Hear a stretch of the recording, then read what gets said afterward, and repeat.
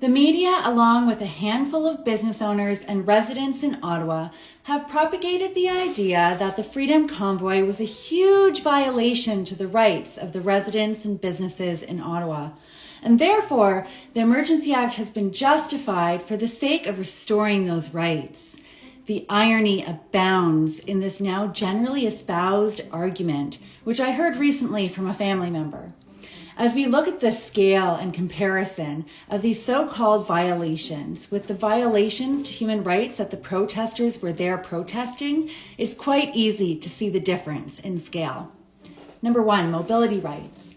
Trucks blocked one intersection in Ottawa, Rideau and Sussex, and parked a few blocks around the Parliament, leaving one lane open at all times, inconveniencing some residents who lived in that few block radius.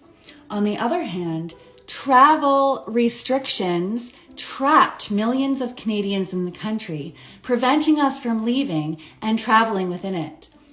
Millions of Canadians were also denied access to public spaces, including farmers markets and recreational areas, to name a few examples out of hundreds. The massive scale and number of people affected is not even comparable.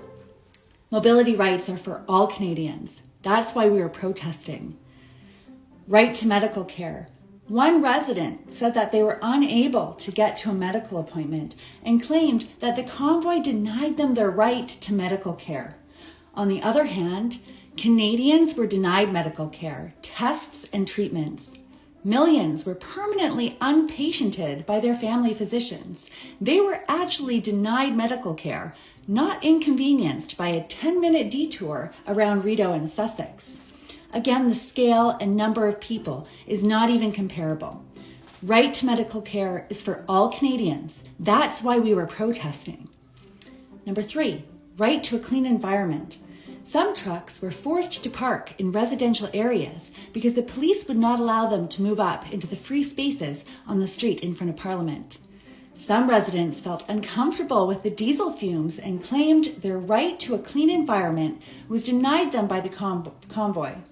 I sympathize. I don't want to breathe fumes into my lungs either. On the other hand, millions of Canadians felt quite uncomfortable injecting multiple experimental shots with unknown ingredients and unknown side effects into their body with no long-term studies and potential side effects. Millions of Canadians were denied their right to choose these injections without coercion. The right to a clean environment and what we put in our body is for all Canadians. That's why we are protesting. The right to employment. Some businesses chose to close in downtown Ottawa. The protesters did not close down these businesses, yet they claim that their right to employment was violated. On the other hand, many businesses chose to stay open and said the influx of patrons from the protest saved their business from 2 years of forced government shutdowns that were causing bankruptcy in their business. At this point, millions of Canadians had lost their businesses permanently. Millions were fired without compensation. Careers were ended. The right to employment was actually denied them. There is no comparison here. This is why we were protesting. Last one is horns. Horns caused a noise disturbance. In comparison, we have a right to representation. 2 years of being ignored by the government. Even in Ottawa, the government chose to ignore the protesters and not communicate with their representatives. Noise violations versus the right to representation in a democratic society for human rights violations on a massive scale.